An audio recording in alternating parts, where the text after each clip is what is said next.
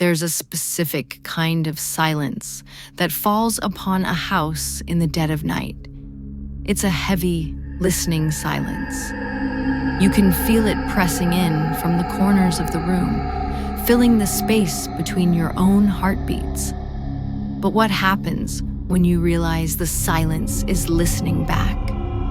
When you understand that you are not the only one awake, not the only one watching the shadows. You begin to question everything. The solid walls around you, the floor beneath your feet, the very air you breathe. Tonight, I'm going to take you inside 3 places where the silence was broken. These are not stories I read in a book. These are pages from my own life, moments that have been seared into my memory, encounters that prove the veil between our world and the next is terrifyingly thin. Our journey begins in a place soaked in the blood and sorrow of a nation, Gettysburg. It was our first wedding anniversary, and my husband and I were looking for a quiet escape. I've always had a strange fascination with haunted places, but for this one weekend, I wanted peace. No spirits, no whispers, no sense of being watched. We deliberately chose a bed and breakfast a few miles outside of town, a charming old building that, according to its owners, had no ghost stories to tell. It had been there during the war, a silent witness to the chaos. But now it was just a peaceful retreat. The owners had converted the old stables into beautiful, modern bedrooms. Ours was on the top floor, a cozy haven tucked away from the world. It felt safe. The first day was spent walking the battlefields, the air thick with unspoken history. The weight of that place is immense, and by the time we returned to the B&B, my husband was exhausted. He was asleep moments after his head touched the pillow, his breathing deep and even. I, however, was restless. My mind was still replaying the images of the day, the solemn rows of graves, the fields where so many had fallen. I sat up in bed, reading by the soft glow of a single lamp, the rest of the room cloaked in deep shadow. That's when I saw it. A flicker of movement in my peripheral vision, just at the foot of our bed. I froze, my eyes still on my book, not daring to look up. I told myself it was nothing, a trick of the light, but the movement continued, a slow, rhythmic back and forth. I risked a glance. In the gloom, I could make out the shape of a man, pacing. Just pacing. There was no sound, just the relentless, silent motion. A cold dread washed over me, but strangely, it wasn't accompanied by a feeling of menace. He didn't seem to notice me. He was just there. I looked towards the window, trying to find a rational explanation. A curtain? No. A heavy couch was pushed firmly against that wall. There was nothing to cause a shadow like that. I squeezed my eyes shut, my heart hammering against my ribs, and when I opened them again, he was gone. The next morning, I told my husband, but I made light of it. I think I was just tired, I said, the words feeling like a lie in my mouth. He's a skeptic, my husband. He doesn't believe because he's never seen it for himself. He listened, but I could tell he thought it was just a dream. The following night, after another long, emotionally draining day on the battlefield, I was writing in bed. I turned off the light, plunging the room into absolute darkness, and rolled over to cuddle against my husband's sleeping form. As I settled in, the mattress behind me dipped. I felt the distinct weight of a body settling in beside me. And then, An arm was laid gently across my side, holding me. My blood ran cold. My eyes shot open into the blackness. I was already pressed against my husband. I could feel his warmth, hear his soft breathing. This was someone else, someone in the bed with us. Every instinct screamed at me to run, to scream, to wake my husband. But I couldn't move. And then the most inexplicable thing happened. The feeling of terror began to recede, replaced by an overwhelming sense of comfort. The arm around me felt protective, reassuring. It felt like I was being shielded from some unseen sorrow. I don't know why, but I made a conscious choice. I closed my eyes. I let myself sink into that strange, spectral embrace and fell asleep. I am an incredibly light sleeper. The slightest noise wakes me. And just as I had felt the presence arrive, I felt it depart later in the night. The arm lifted, the weight on the bed vanished, and I was left alone in the dark with my sleeping husband. On the morning we were leaving, we were lying in bed, talking softly. I was starting to drift off again, lulled by the quiet of the morning. Without warning, a voice exploded in my head. "Hey!" It wasn't just a sound I heard with my ears. It was a physical force, a shockwave that seemed to vibrate in the very bones of my skull. I bolted upright, my body trembling, and spun to face my husband. "Why did you just scream in my ear?" I yelled, my voice shaking.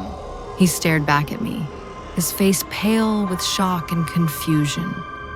"That wasn't me," he said, his voice barely a whisper.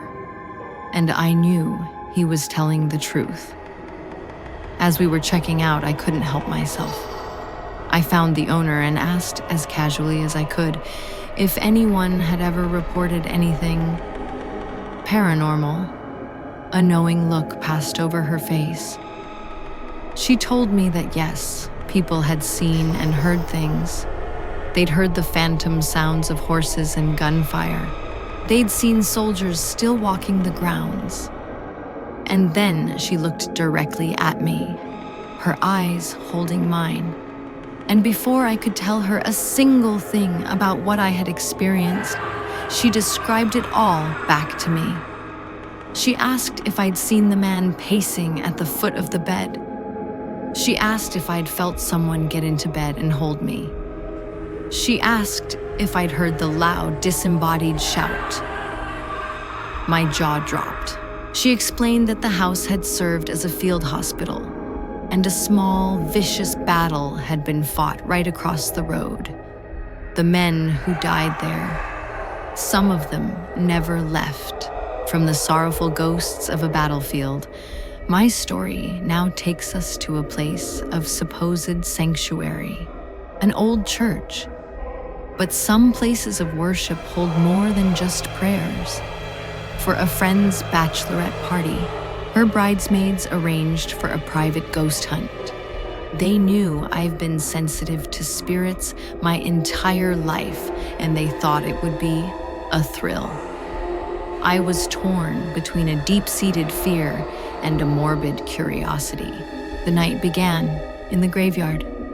As dusk settled, the ancient tombstones seemed to sharpen, their edges cutting into the fading light. Almost immediately, I started seeing them. Dark, man-shaped figures flitting between the graves, always at the edge of my vision.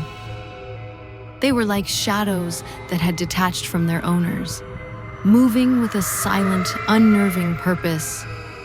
Every time I tried to focus on one, it would dissolve into the gloom. I felt like we were being watched, escorted by a silent, unseen congregation. Inside the church, the main sanctuary was still and quiet. The air was heavy with the smell of decaying hymnals and old, polished wood. But when we ascended the creaking stairs to the second floor, the atmosphere shifted violently. It was like walking into a wall of pure malice. An overwhelming, suffocating feeling of dread crashed down on me. And a voice in my head, clear as day, screamed at me to get out. It was a primal, uncontrollable urge to flee. I didn't want to ruin the night for my friends, so I feigned a sudden bout of vertigo, pressing a hand to my head and stumbling back towards the stairs. As I reached the bottom, one of my friends hurried after me, her face ashen. "You felt it too, didn't you?" she whispered. I could only nod, my throat too tight to speak. The true terror, however, was waiting for us in the basement. It was a cold, damp labyrinth of stone and shadow. In a long, narrow back hallway, my sister suddenly gasped and threw herself backward, crashing into the wall. She was shaking, her eyes wide with terror. She said it felt like someone had run straight through her, a charge of freezing, malevolent energy.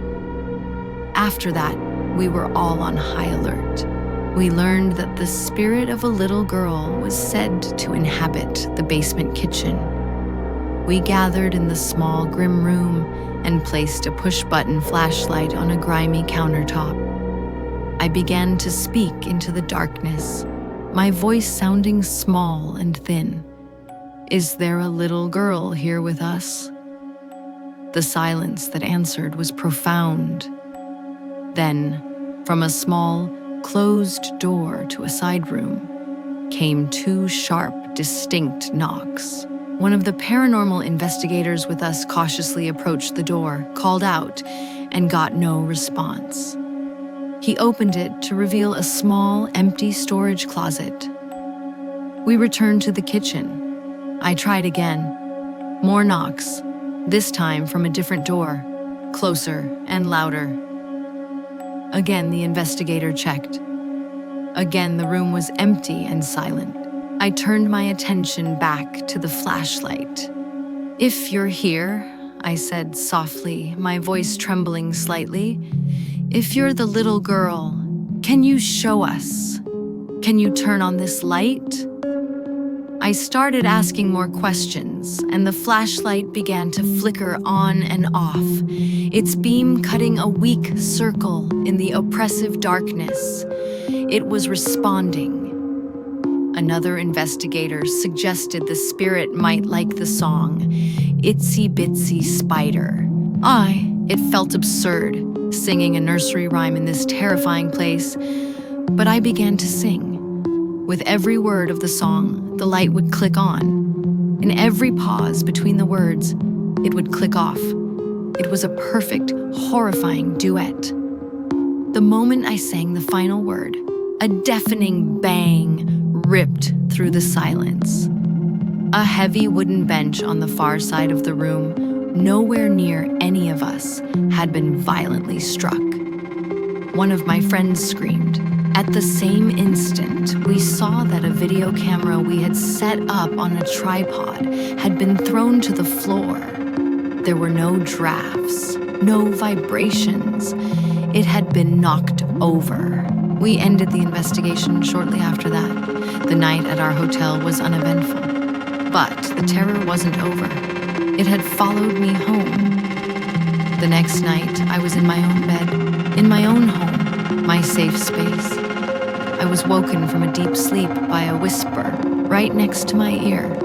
It was my name. I'm a light sleeper, and my eyes snapped open. There, at the foot of my bed, sat a little girl. She was translucent, her form shimmering in the moonlight, filtering through my window. But she was undeniably there. She looked directly at me, her eyes dark and empty, and she asked a question that froze the blood in my veins. "Can I be our daughter?" The air in the room grew instantly cold. I knew this was a critical moment. I couldn't show fear. I couldn't show anger. I had to be gentle, but firm. "No," I said, my voice shaking despite my efforts to control it. I'm sorry, but you can't. You need to move on. You are no longer alive. I was terrified that she would try to attach herself to me, to my family. I saw her a few more times in the following weeks. A fleeting glimpse of her in the hallway, a shadow darting into the spare bathroom. And then, after about a month, she was gone. For this final story, we must travel to a place that is legendary for its darkness. A house that seems to breathe and hold its secrets close. The Myrtles Plantation. I was only 15 when I first set foot on its grounds, but I was already acutely sensitive to the world of spirits. I had read the ghost diaries, true accounts of the plantation's haunting, and I felt an irresistible pull to see it for myself. The moment our car turned onto the long, oak-canopied driveway, a crushing weight settled on my chest. It was a physical pressure, a sense of profound sorrow and fear that made each breath a struggle. As I walked towards the imposing front door, that feeling intensified, making it feel like I was pushing through water just to take a step. The house was just as the books described it, a beautiful nightmare of Southern Gothic architecture. My family and I were staying for a full week in the Peach Room, a notorious hotspot of paranormal activity. And despite the constant low-level hum of fear, I loved every terrifying second of it. My encounters there were not subtle. They were direct, personal, and constant. I first tried to connect with Chloe, the tragic spirit of a slave mistress said to haunt the plantation. She appeared to me as a shimmering, sorrowful figure that no one else in my family could see. On our EVP recorder, we captured a faint, whispery voice, but the words were clear. "Hello, and nice to meet you." I felt a strange kinship with her, a need to show respect. I asked her permission before taking any photographs inside the house. I also met the spirit on the grand staircase. I don't remember his name, but his face is burned into my memory. He seemed pleased by my genuine interest in his story. At one point, I felt a sudden drop in temperature right beside me and knew he was there. I aimed my camera at the empty space and took a picture. When I looked at the screen, I could see his faint, transparent outline standing right next to me. I played with the spirits of the little girls on the veranda, their ghostly giggles like the rustling of dry leaves. One afternoon, I saw a full-bodied apparition sitting in one of the rocking chairs. I asked if I could join it, and I felt a sense of welcome. I sat in the adjacent chair with my notepad, pencil, and recorder, asking questions into the still, humid air. I received responses in the form of taps and faint whispers on the recording, and I even managed to sketch the hazy figure before it dissolved into nothing. But the most terrifying experiences happened at night. In the Peach Room, I woke up around 2:45 a.m. one night to a sight that made my heart stop. My cousin was sound asleep in the other bed, but her blanket was moving. It was being slowly, deliberately tucked in around her, then just as slowly, untucked. I grabbed my phone, my hands shaking so badly I could barely hold it steady, and I started recording. The video captured it all. The ghostly hands tending to my sleeping cousin. Then, I saw a deep shadow detach itself from the darkest corner of the room and glide silently out the door. I kept the phone recording, capturing more than I ever wanted to see. More shadows darting across the walls like birds. The bathroom light flicking on and off, with no one near it. I was petrified, but also morbidly fascinated. I kept recording as a thick, white mist began to bleed into the room from the floorboards. It swirled and grew until our entire bedroom was engulfed in a cold, dense fog. It moved over each of us as we slept, and I felt an icy touch as it passed over me. Throughout that long night, I heard my name being called over and over again, a disembodied voice that seemed to come from everywhere at once. Only twice was it my cousin, asking in a sleepy voice if I was still awake. The last day was the worst. As we were packing the car in the bright morning sun, I heard a noise coming from the now empty peach room. It was a scratching sound, like fingernails dragging across a wooden floor. When I went to pack my investigation supplies, I picked up the notepad I had been using all week. And I saw it. On the top of a clean page, 2 letters were scrawled in an elegant, old-fashioned cursive that was most certainly not my own. MP. Myrtles Plantation. It was a final chilling message, a claim. These places, these moments, they leave a mark on you. They rearrange your understanding of the world. From the sad, lonely soldier in Gettysburg, to the lost child who followed me home, to the relentless, overwhelming energy of the Myrtles. These encounters are a constant reminder that we share this world with things we cannot see or comprehend. They are not just stories. For those of us who have experienced them, they are a terrifying and undeniable reality. The silence in your own home will never feel the same once you've heard it listen back. What have you heard in the silence?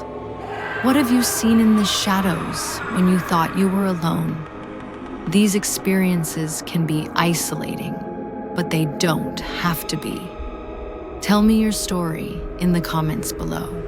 Share what you've encountered, what you've witnessed, what you've been told that still sends a shiver down your spine.